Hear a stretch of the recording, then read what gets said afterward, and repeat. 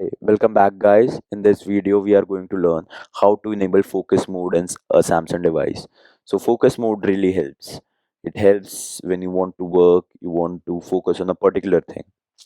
So, you can apply this method and do your work without any distractions.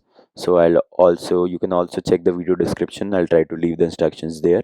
So, let's jump right into the video. So, for that, you need to go to your settings.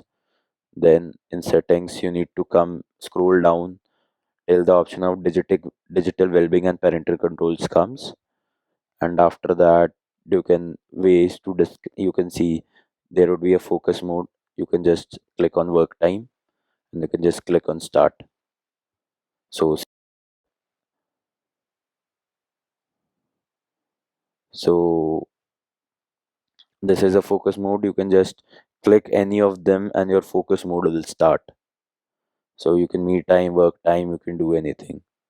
So guys, this is the easiest method that I know. If you guys know a better method, you can comment down below in the comment section, and be sure to subscribe to the channel for more amazing videos. Thank you.